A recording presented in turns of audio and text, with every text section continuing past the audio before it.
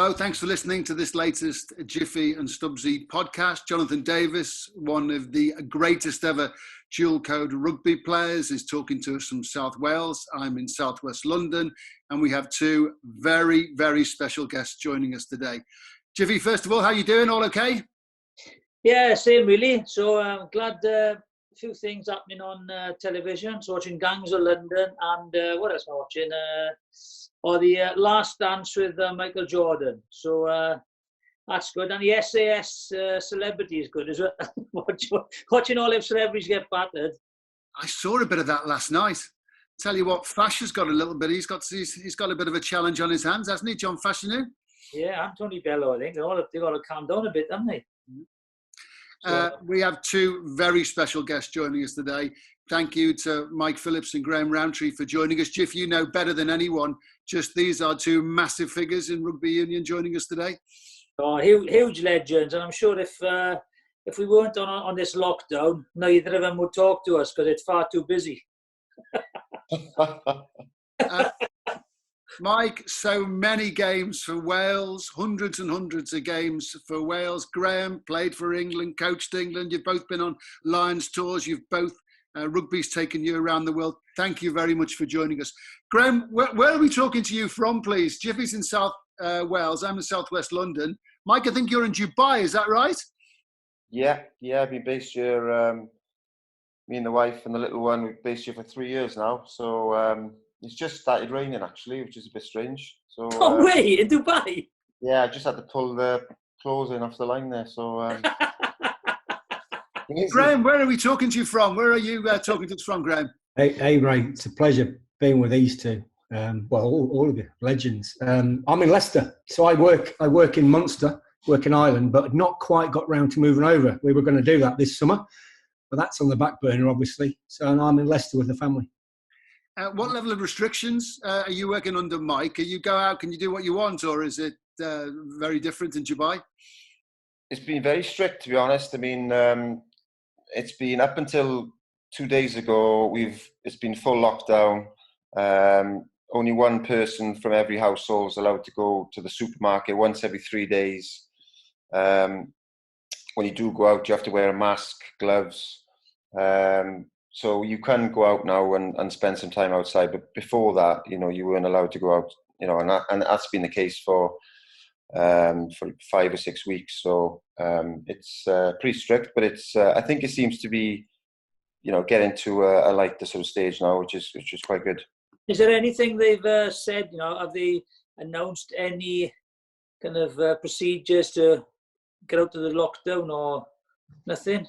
No, I mean you get monitored all the time. Wherever you go in now, you get your temperature, taken, and it's all pretty strict here. But it's like I said, the fact that we can leave the house and go out and do some exercise is brilliant. Obviously, you've got to keep your distance and all that. But it's a bit easier now. But it's all in a good cause. There's no point. It's been handled well, I think.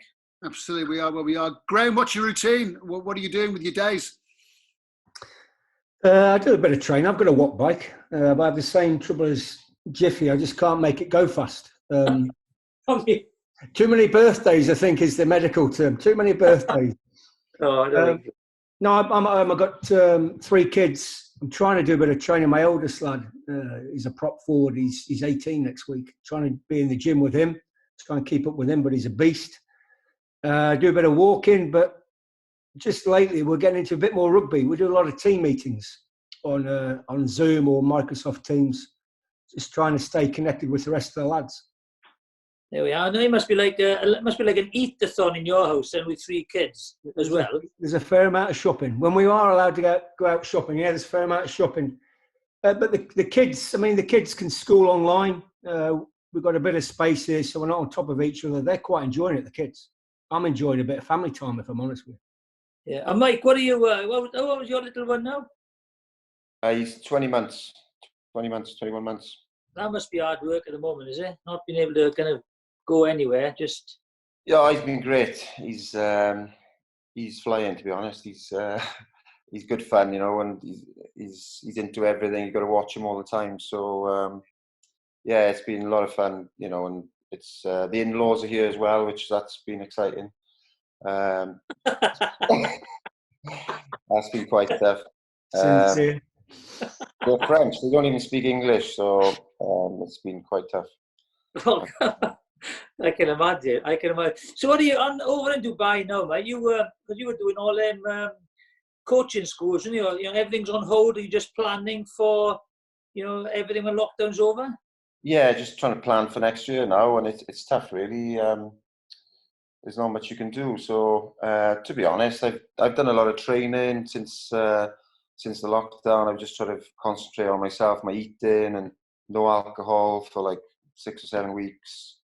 I've actually read some books, which is a first. So I feel like a new man, to be honest. So it's all good. So you keeping in touch with your family over here as well? Yeah, on the FaceTime and that with the little one, and mum and dad, they love it, and they're all well and stuff, which is great. And keeping in touch with everyone. Obviously, it's not nice, but hopefully we'll get to the end of it soon. Jiffy, there's always questions I like to ask Graham in particular. When we see the television and we see that shot of all the coaches up in their booth, all looking at your screens, what is actually on those screens, please? Is that the match or is it data? And what are you saying to each other, please? And what are you actually looking at? Nah, it's either Netflix or something else. No, we get asked that a lot. I mean, all you're looking at, and the key is not to look at your laptops too much, because you've got to watch the game. It's particularly first half, because at half time you've got to be succinct in what you're saying to the lads. But you're looking at replays, right? Just replays, particularly referee decisions. But I've had it before. Are we looking at GPS data? No, we're not. You only look at it when there's a break in play, and just to have a look back and think. Sometimes you're looking for space, areas of the field, or line out in particular, seeing how they're defending. But now the key is, I've only learnt this as I've got older as a coach, is watch the bloody game. You can spend too long looking at computers or writing things down. We've got to watch the game, because, as I say, they can only take in so much at half time. You've got to be spot on. Is that right, at half time? I think it was Arsene Wenger said once that after a very short time span, people aren't going to take it in. So do you really work on the message you give at half time being absolutely as concise as possible? Yeah, 3 points. They can take in 3 points. I think the art is let them come up with it. See what they've got. See if they've worked it out themselves. Then you can top it up. Sometimes they need a bit of a hairdryer. But no, you've got to be succinct, because they're knackered. Particularly these days, the game now, it's brutal. Quick. I got to ask a pair of you, right? Half time, I can't actually remember anything that any coach ever told me. I don't know. I don't know if that's the case with you, Mike, or even if you listened, but can you remember any good advice? It's like, because we only had a minute as well in those days. You got 10 minutes to take it all in. Nothing springs to mind. I think, you try and take as much information on as possible, and obviously you got massive respect for the coaches, and maybe you have your own feelings, but they may have seen something that you haven't, or whatnot. And I guess it's that it's about judging the what the confidence in the team as well, and if it's the right thing to go a bit aggressive with the team, or to vice versa, go the other way. And it's and I remember the first game in Gats up in Twickenham. I mean, we didn't have a great first half, and then half time was a bit sort of aggressive, which needed to be, to pull our socks up. So I guess it depends on the situation, really, how the game unfolds. Graham, what was your thoughts after time? I know what you mean. I'd say generally there has to be some glaring technical things. But these days, the lads can work it out. They know what they're going to do better. There's that much analysis. The guys do so much analysis now. They know where they're going wrong. I'd say they will always remember how you make them feel. If they need a kick up the backside. I remember that game, Philsy. That was Gatz's. It was his first game, wasn't it, in charge with his new crew? And we were winning. I was coaching against you. All right, yeah. Cheers, Pat. That's why I brought it up. Cheers. There's a few more of them, isn't there? But I remember that first game. I scored in that game. Right. Wasn't there a point we were quite well ahead? Didn't you drop the ball off the top of the line out? There was a scrum, and we thought that's it, but no, it wasn't. But I'd say the lad, remember how you make them feel. Phil's had a charge down. He put his body on a line. He charged one down and then scored, didn't you? Yeah, I didn't drop the ball. Anyway, that wasn't me. I never dropped the ball. That must have been Dwayne Peel when he came on. Yeah.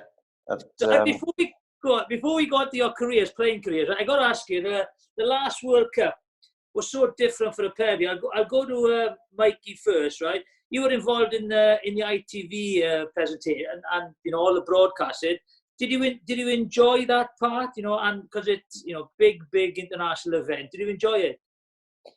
Yeah, I did enjoy it. It was good because we had an amazing team of people like Paul O'Connell and Driscoll was there, and unbelievable former players and crew, and everyone were fantastic. And yeah, and it was a real sort of team together, and I loved that. It was a sense of being back in a team, and we were on tour, and we were mixing well together. Couple of drinks in the night, and it was a lot of good fun, so a couple of karaoke songs, and it was good fun and good bonding, and it was an exciting World Cup. I mean, Japanese were amazing hosts and it was a great spectacle really for rugby really. What's your karaoke song, Mike? Depends how drunk I am, I think. No, that's not me. I can't sing. I can't believe you'd admit that you can't do something. No, I'm pretty honest. I like Graham, because I was looking at it, what was it like for you in the World Cup? Because you were out there with Georgia, because I know they are a massive rugby nation, right? I know because I remember Kingsley Jones telling me when he travelled to Russia to play in Georgia, 56,000 people, and he didn't think he was going to get out of there alive. So what was it like, with the Georgian side? Where do you start? Like a Virgin by Madonna, by the way, is my karaoke song. Obviously. It was an experience for me. It's my fourth World Cup as a coach. What I loved about it was doing it tier 2, right? So you're not staying in travel lodges by any means, but you're traveling every 5 days. You're playing a game and you're on a train. You're traveling. Whereas tier 1, you get 6 or 7 day turnarounds. You get looked after better. But it was my first as a tier 2 nation, so that was interesting. Georgians are great, good lads, honest, huge men. The forwards mostly all play in France, top 14 or Pro D. The backs were pretty much amateurs, playing in a professional league in Georgia. So when you're playing against Fiji, you're only as good as the amateur winger on the edge of the field, where you can have a tight head prop who's on 40 grand a month, but then you've got an amateur winger on the wing. You're only as good as that guy. It was a great experience. I enjoyed it. Oh, good. Graham, over the course of your coaching career, we'll go back to your playing career a little bit later, but over the course of your playing career, what would you say are the biggest changes? Because it just seems the game, in some ways, I'm wondering if you're going to tell me that everything changes, but nothing changes? The crack, the ethos, the banter will never change. Crikey, I was playing for Leicester as a 19-year-old. I played in Jiffy's last game. He won't remember it. His last game for Wales, the old Arms. Yeah, we got battered. Remember Rob Andrews' last game as well, wasn't it? Yeah, and Will Carlins. I think you ran past me a couple of times. You won't have noticed me on the field, that's for sure. I was the one who dropped the ball a few times, missed a few tackles. But, no, I feel very grateful to have played in the amateur era. I mean, I remember playing at Leicester. Crikey, we'd come out, we'd go straight to the sponsors bar, drinking. The first thing we'd have to eat would be a burger from the burger van at 1 a.m. These days, the guys have to weigh in every morning. They get rehydration tests, etc., and they get told after the game what sponsors they've got to go and see. But I've spanned both eras. I wouldn't change anything, but changes in the game is huge. The game's quicker. Lads are bigger. Tactical analysis. Defence is bigger now. It's all about unpicking defences. But I'd say the crack, I love being a coach because you're just one step away from being a player. I love being on the field. I love drinking with them. I love drinking with Philsy. Stood on a table in Pretoria after the second test, Lions 09. I remember that night. Remember that night, Philsy? I don't know. You're on top of the table. Right, let me tell you this. He's on top of his table singing. And your brother was there. Your brother plays scrum half as well, doesn't he? Or Yeah, he used to, yeah. Best better player, they say. He's a better player. He tells me all the time. He's on top of the table, Philsy, steaming drunk, shirt off. I'm the best scrum half in the world and the best scrum half in the world. His brother shouts up to him, "You're not even the best scrum half in the family. Get down."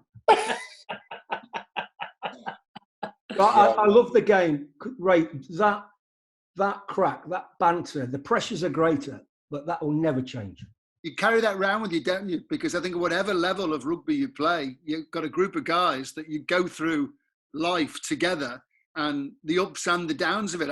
I think those bonds are so important. And forgive me, with what we're going through at the moment, I think those bonds become even more special, because you know you've got someone at the end of a phone that you can speak honestly to. They might give you a bit of a hammering back. I see that as very important. Yeah, true. That crack, that honesty, that pulls you through. And if you're lucky, you play for a great club and you get pulled along with some great players and you grow up and you have experience. It's all about memories, isn't it? It's all about memories. If you're lucky, you have those great memories for a long time.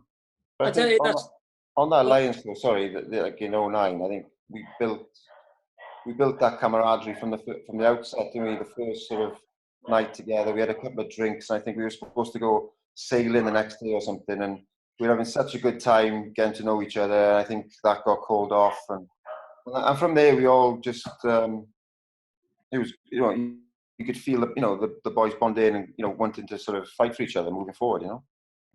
Well, can I pick up on that, because obviously I was on that tour, as I said, and I wasn't drunk that night again, was I? No. Of course not, Philsy. But there's a bloke who looked like you with your name. He was very drunk in the bar later that night. Yeah. Now we were meant to go on this team building, this bonding session the next day. I forget. I think it was sailing. Was it sailing? It was sailing, yeah. And Geach, late at night, because we'd been to a farewell dinner, I decided no, sailing was off. Everyone had to get down to the bar. We got a load of booze, got a guitar out, and we're there till about 5 a.m. That's bonding. That will never change. And you find yourself, I was ringing guys in the room going, "Come down to the bar now. We're having a session." And lads are going, "No, are you sure?" I said, "Look, come down now, or you're not going on tour." "All right then." That's brilliant. That's the way, because I remember 2013 Australia. I was lucky enough to go on that tour as a supporter, and the last night I was in the same place as all you boys in the bar, and there was a swimming pool. Oh, of course, I remember that. And I knew, well, just taking bets then. One knew the first one's going to go in here because they're all going in. And that was it. And it was brilliant occasion. So, but you mentioned, right, you played for Leicester, you know, throughout your career, Graham, and having played there, you know, at Leicester is a brilliant place. And I'll touch with you, you know, that as soon as you walked into that place or played in that ground, you realised the importance of that club to the whole community and the relationship, the close bond that the players had. You know, having played there and gone there and watched it, it's a brilliant place, isn't it? Yeah, I'm very lucky to have played there. I got pulled along by some great players. Yeah, I mean, I played alongside Martin Johnson, Neil Back. I'd like to say Austin Healey, but I've got on then Austin Healey. He was a good player. Oh, class player. I was looking at, they had some reruns of some European finals we won back on Sky. But yeah, he was good. He was good. No, I was lucky. I was a foot soldier. I got pulled along by some great lads, but we did have that connection with the fans. We'd be in the bar till God knows what time in the morning with the fans, just drinking with the fans, and they were a part of everything. But I count myself as very lucky to have played at a place where there's 20,000 people there most weekends, and they'll let you know if you're crap. They'll let you know. I know. That honesty, and you don't mind that. No, I know. And Mike, you started off like, you know, being a commanding boy in with the Scarlets, but you went fair play. You went all over the place, right? Was there, apart from your home club, especially because you went back there, was there any one place you enjoyed more than the rest because you went racing by on Ospreys, Sale Sharks. So you travelled everywhere in your profession.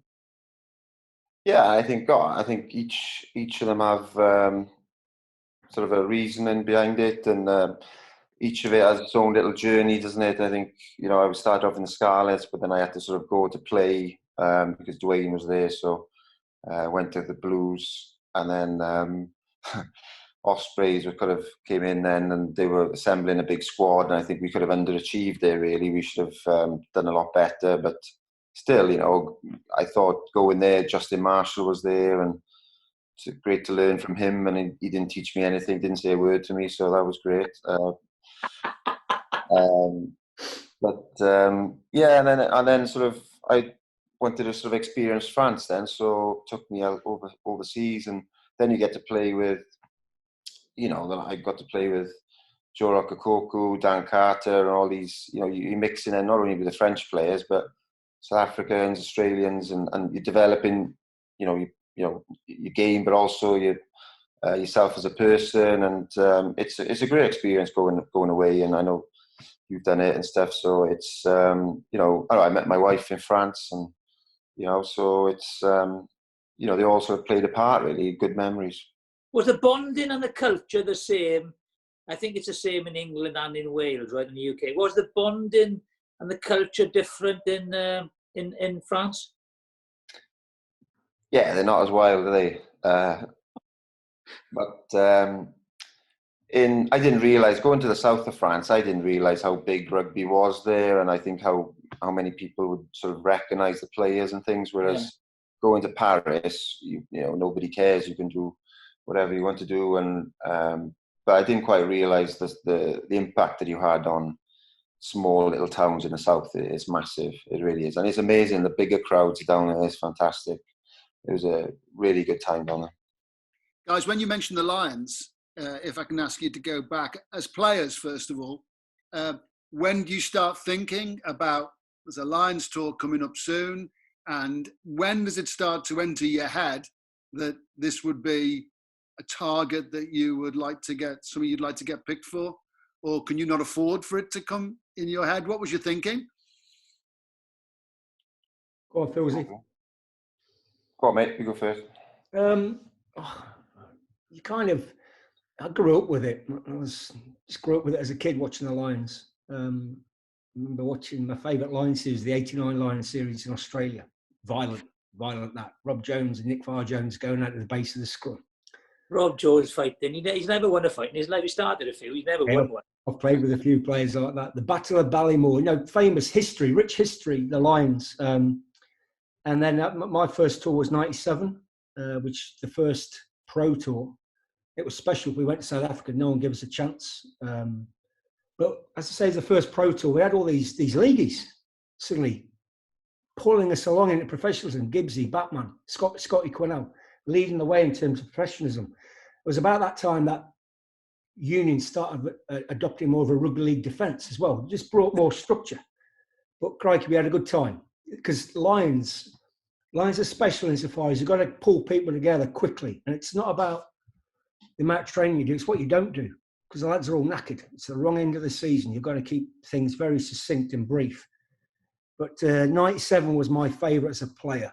I went as a favourite to start the test myself and Jason Leonard. And this bloody young upstart no one had heard of called Tom Smith, bless him. He's not well at the moment. He's not well. To him, crikey. He made his name that tour, him and Paul Wallace. Just took the world by storm. They changed propping as we know it, the stuff that they could do. Passing the ball. Didn't learn that in Leicester. Hey, my speciality was dropping the bugger for a scrum, Jiff. But Tom and they changed it. But that was my I'd say probably still one of my most special Lions memories was as a player being part of that '97. I never played in the tests. I played midweek. It's just special. What about you, Maggie? So I remember when would you know about that? I think you obviously know it's around the corner, and you know that Six Nations before, you need to perform, and Just the 2013 one, we obviously beat England in the last game, and we, it was a huge game. We won the tournament. And I remember walking down the steps and past all this press, and a few of the boys are still doing interviews, and I shouted back. Obviously, the Lions squad hadn't been picked yet.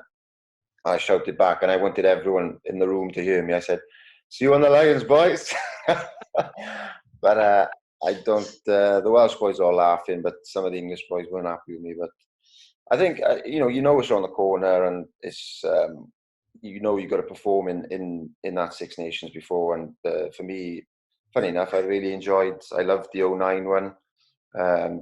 There's some amazing memories from that, and it was on TV the other day, and sickening really watching the first test back and the second test, and but a great tour, and so much so much bonding going on there, and boys were superb.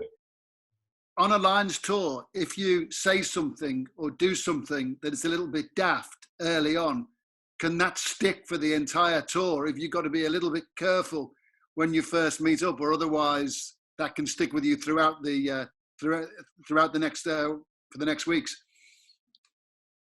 Good question. Well, Andy Powell went in 09 and he survived the whole tour. And everything he ever said is daft. I loved his company. But you need people like that, Graham, don't you? You get your starts, you get your midweekers once it's sorted out. But if you don't have, you couldn't get two different people than Andy Powell and Sam Warburton, I don't think, right? No. But you need people, both of those types, on tour. Yeah. On that tour, I mean, I remember he was... he was the main every training session. Graham was there, he was making the boys laugh. He was brilliant. And then he got injured, right? And I remember having a conversation with him. And he was going to be out for the tour. And I remember I was gutted for him. I thought I've never seen a guy so happy in all my life. Because then he could just go out every night and enjoy himself. And I was like, I felt for him. He's injured, yeah. But he was brilliant. Outstanding. We had a boy like that we went to New Zealand in '88. We had a fullback from Llanelli called Steve Bowling, right? Yeah. Went on tour, pulled a hamstring, then just didn't bother. He didn't want to play. So that's all he did was drink Stein Lager and smoke cigarettes with George Morgan, the tour manager. And every morning we go and train, and he was sat in the bar swigging. And when we came back, he didn't play one game. He enjoyed every trip. Man of the tournament. They call that role team manager now, I think. when you're selecting these Lions squads, you work backwards. You pick those players. You pick the glue of the squad, the midweek massive. You pick those guys who are good on tour, because it's hard work. Philsy knows more than anyone. Away from home, you're under pressure. 2 games a week. You're constantly travelling and training.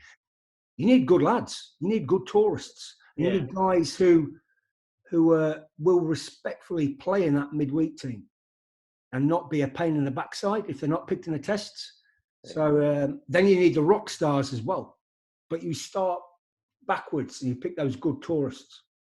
Graham, would you have the absolute nailed on people in your mind now and then look for people to emerge as the coming months come around? You speak to the wrong bloke. I would imagine that's a question for Warren Gatland. He'll have things in mind. Yeah, but I'm keen to hear just whether you think there are people that in your mind you have nailed on, and then you think, well, they might emerge. I'm not asking you for names. I wouldn't do that. Of course. You're right, Ray. I think there's some, and I'm not going to name them now. There are some standout names who have to go on that tour to win that series. That's quite obvious. But the midweekers, the guys who can play multiple positions, they're the key. They're the key selections. It's the hardest part about coaching a Lions tour is selection. Is this one going to be tougher now because with all this lockdown and not knowing when the season's going to start, and also maybe South Africa, we have no idea what's going to be like over there. Everyone assumes it's going to be a lot worse. Is it a lot harder trying to plan the whole tour, you think, to go South Africa? I would imagine it's all been planned by now. They'll have done the recce. They've had a team manager in place. They'll have planned it. They'll have planned where we're staying and the venues. It's just making sure, everything's safe enough to go there, because everyone will want it to happen. I mean, financially, in particular, South Africans will want to welcome just the fans. Imagine how many fans are going to go to South Africa. It's the shortest journey. But no, it'll all be planned by now. What's the best, what's your favourite country to tour then, Mike? Just going back to the fans, and if they are touring in South Africa, I'm doing safari trips, 5-star. I've seen that. It looks lovely, actually. Yeah, so if people do want to go, get in touch. It's the real deal. So, and you're guaranteed to see one lion anyway. So you'd be Tiger King, wouldn't you? Is that what you're selling yourself as? Tiger King, yeah, he is the new Tiger King. Yeah, Lion King. Yeah. So where is the best, talking about touring, where's your favourite country to tour, Mike? Well, I really enjoyed South Africa. I mean, I suppose it goes in... it comes back to how you play as well, isn't it? And how you perform as a team and perhaps as an individual and where you've had the wins. And I think... I loved that South Africa tour. I know we didn't win the series, but I really enjoyed it for the squad, and I thought we played well. We just unfortunate, and I was quite happy with my own performances, and it was a great experience. And we were up against the best in the world as well. I think some people forgot about that. I think they were the world champions, and you can't beat that. You're going down to South Africa and wanting to test yourself against the best. So. I did love that tour, so probably South Africa, really. Graham? Definitely South Africa. I've been there, I'd say, more than any other country in the world on tour. Love it. And that series, I mean, there's so much unfinished business for the Lions in South Africa after that in 2009. Yeah. I watched that second test, Philsy, over the weekend. What a brutal game. And how good the Lions were. And we lost Bomb, we lost Adam Jones, we lost Gethin Jenkins. But what struck me was the utter size of the South Africans. Just huge men. Huge. And what they brought off, they brought Danny Rousseau off the bench at 50-odd minutes. That's just not fair. I tell you what, so South Africans are not renowned for playing like, the most... intellectual rugby, right? But when you see that hit with O'Driscoll smashing, who was it? He smashed somebody. I can't remember who it was, right? And Drico was out of it, wasn't he? I know he stayed on, and he started. But the next thing South Africans did, they put a move on to go down his channel, and Habana scored. Yeah. It was brilliant. It was brilliant because you're not used to seeing South Africans, they bash it up again, but a technical move. And it was a brilliant series because the Lions have been so close to winning, one series in Australia where I thought they were the best side until Richard Hill got done over. And then I do think, you were the better side and should have won the South African trip. So it's, but as you know, international margins and that next step up is such small margins, you've got to make the most of them. Some dodgy ref in mine, isn't it? Jeez. Well, yeah, you're going to get that as well. When you go to places and now there's neutral referees. Before you had home. Try going to Papua New Guinea, right, and having a home referee. You've got no chance. Absolutely zero chance. Yeah. No. Yeah. It struck me how violent the game was as well. Not violent, but high shots. Look what Berger got a yellow card for in the first few minutes. 18 months. Season ban these days. I know. It's hard. So one thing with how's with Mike first? How's your transition gone into retirement gone, Mike? Yeah, it's been pretty good. I think I'm probably still looking for what is that thing that, because all your life, isn't it, since you've been a young kid, you've had that dream, and the dream has always been to play rugby for Wales, and that's everything you do is a step towards that, isn't it? Even youth rugby, and that's the ultimate. Now I suppose trying to find that is the next sort of thing. I really enjoy coaching, especially youngsters, and do a lot of 9 stuff, and that's quite rewarding as well. I really enjoy that. But still trying to find, and I suppose being a dad, I suppose it's trying to be the best dad and just trying to, make sure that there's, food and food on the table, really. But I think it's finding that real, what is the next sort of thing I really want? That's quite hard to find, really. Is it coaching or is it something else, business, or you know what I mean? I think we've been so lucky, all of us, to perform at such a high level. I don't think, it'll be interesting speaking to Graham. I don't think you can replace it as a player, and maybe the nearest thing there is going into doing the World Cup and then going into the coaching, Graham, isn't it? I think so. I can't imagine doing anything else. I have no better memories since playing other than being on a field, getting a team, getting an individual, sitting down with a player, going through his game, just caring about him, and getting a team ready for a big game at the weekend. I can't imagine doing anything else, Jiff. It's nearly as good as playing. The pressure's massive. Yeah. Particularly sat in your home World Cup, knowing you're getting knocked out of your home World Cup and there's 60 million people watching you worldwide. Yeah, I can't imagine that. You sat there thinking, is this real? Is this really happening now? Is this happening now? That the pressure's massive, but I wouldn't change it. I've had some highs and lows as well. I wouldn't change anything. You've got to learn from the lows. Keep looking forward. Crikey, I'm going off on one now, aren't I? Answer your question. I can't imagine doing anything else. Going back to that, with Ireland, being in front of us in the UK, have you heard anything when the rugby's going to start? They're going to play interprovincial or something like that in Ireland? We're quite different, really, because we're all centrally owned. So the IRFU own the 4 provinces, and so.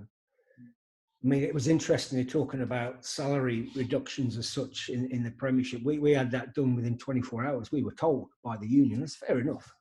It's a lot cleaner, and we could get back potentially to playing interprovincial games in July, depending on the Irish government. But in Ireland, they shut the schools on the 12th of March. And the next day, we finished. Basically, everything shut down thereafter. They were banning gatherings publicly and internally, shutting pubs. And they suspended the league. And we're aiming to get back by June. In what form, I don't know. It may be in pairs. It may be in small groups. When we're allowed to tackle. When we're allowed to scrummage. When we're allowed to not socially distance. Rugby's not very good for social distancing, is it? The actual game. But we could potentially play into provincial games, whether that's behind closed doors or not, I don't know. But by, I'd say, July. Mike, what are your thoughts on rugby restarting? Because that's fascinating listening to Graham's views there. What are your thoughts about restarting rugby? Well, obviously it's got to be done in health comes first, and making sure that everything is, we're in a better place, and people are doing some unbelievable, working so hard, NHS, and just looking at the news today, there's so many deaths now, so many deaths from nurses, doctors losing lives, and it's incredible, really.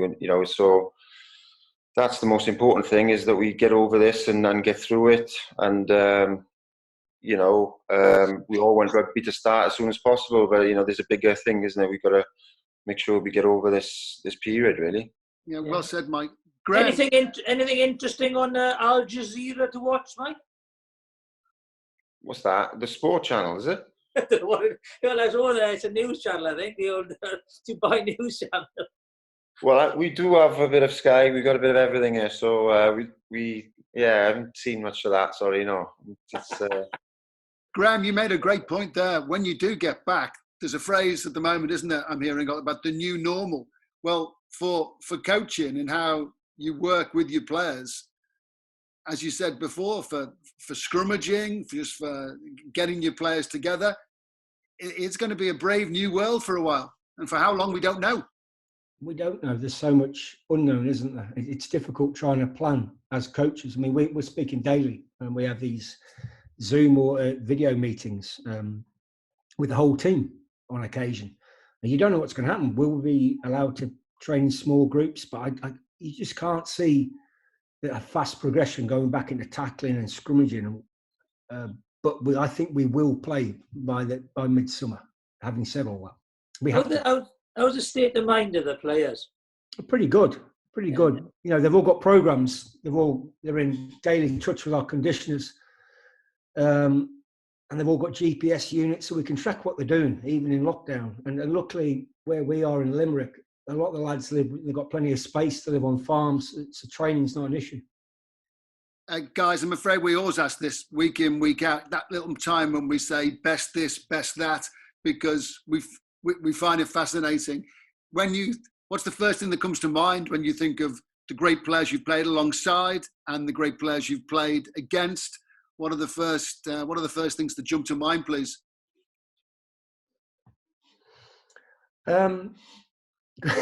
What a great question. What are the first things that jumped? I feel privileged to have played with some good lads, some great players, played against some great lads, coached against some great lads. I was honestly pulled through as a foot soldier with a monumental Leicester team that won a lot, and played with some great players like Martin Johnson. Martin Johnson wouldn't let you beat him at Tiddlywinks. You're back in the old days of the John Player Cup, which is a real amateur rugby competition. We would play against the likes of Barking from London, you know, an amateur team. And he'd play at 1,000% against them, the same as he played against Australia the week before at Twickenham. Just players like that. Neil Back was the same. Johnny Wilkinson was the same. I feel privileged to have played with the likes of those guys, and played against the likes of Jonah Lomu. Claim to fame, he stamped on me. Just here. You've got a little scar. Here. Jonah Lomu stamped on me. How many people can say that? Was that on the way back from scoring a try or something? How did you get close to him? on the way back, I'm 50 metres back from when he scored it. I wouldn't have got near him. That was at the bottom of a ruck in Dunedin. We played them. Danny Grucock had been sent off, and there was a ruck, and he stamped on me. And I had to go to the hearing the next day as an expert witness, well, the victim. And he still got off because he's Jonah Lomu. And I applauded when he was announced that he got off it as well. Yes. No, I played with some great guys, Stubbsy, but played against some brilliant players as well. Mike? Well, I was actually Jonah Lomu's teammate in Cardiff Blues when he came to Wales, and that was unbelievable to share a dressing room with one of your heroes, and he was just phenomenal. Really, you couldn't quite believe it. So and such a lovely guy as well, and phenomenal rugby player, wasn't he? And I guess again, I mentioned him before, going to France to play with Dan Carter, and he was phenomenal. He never put a foot wrong, and it wasn't the fact that he did. He didn't do every touch wasn't amazing. He just made the right decision every single time, never made a mistake, and just we won the league with him there. He's just phenomenal. He's a top player and a great bloke off the field as well. Jiffy, what would you say, by the way? I don't know. I was lucky. Crossed both coasts. I'm sure we played together, Graham, once. In the Barbars. I think we did, yeah. Yeah, we did. And Martin Johnson played, and Lawrence played, and against Northampton. Do you know what? For some reason, I can't remember much about Barbarian games. We lost, don't worry. Yeah, no, I think it was the drinking involved. I know, but it's the same, Ray. I just think, when you've now been in the game longer than these boys, and when you watch so many great players, I watched Mikey, turning up with the Scarlets, like long head, rebel, who wouldn't care for anyone.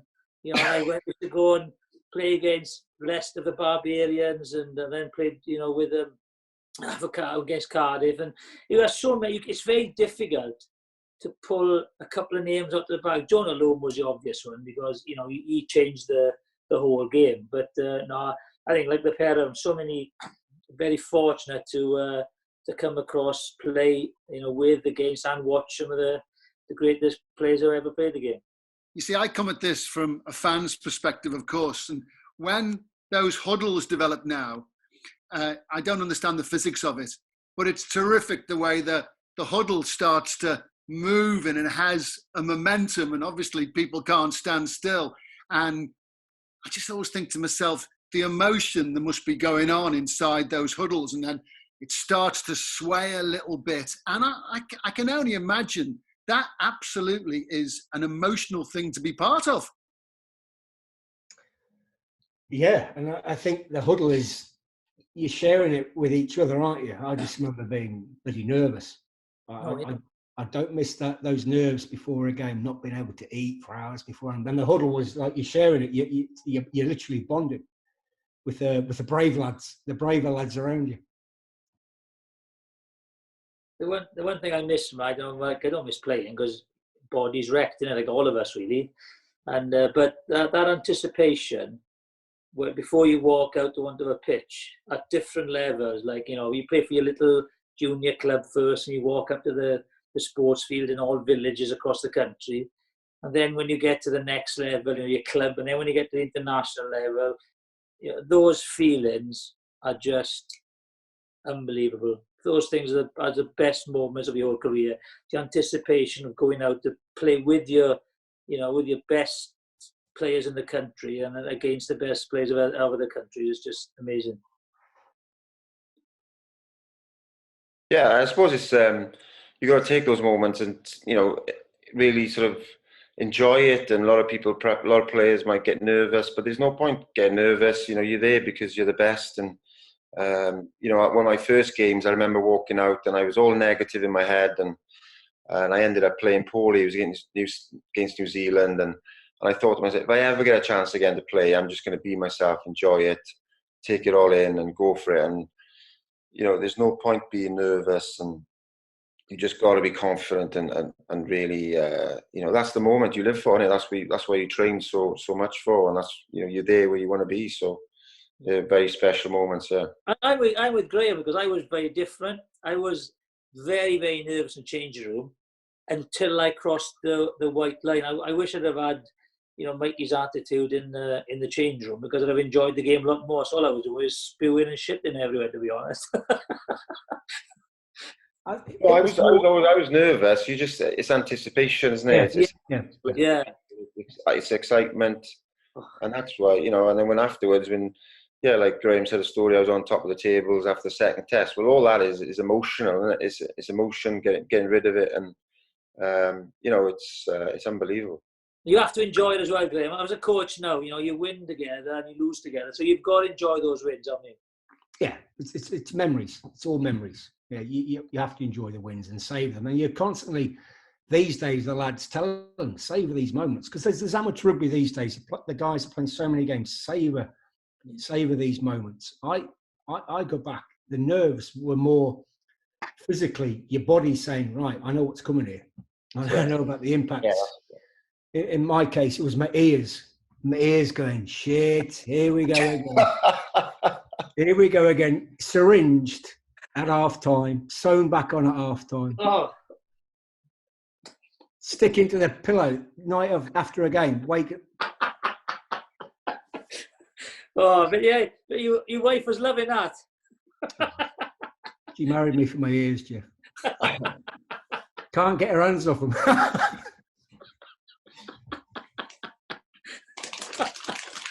Looking good, man. The life outside the cocoon of rugby, these are shared experiences that I would imagine you can't replicate. And I guess being on tour, we were talking about Lions tours, but being part, Graham, of that group, it must live with you forever, I would imagine.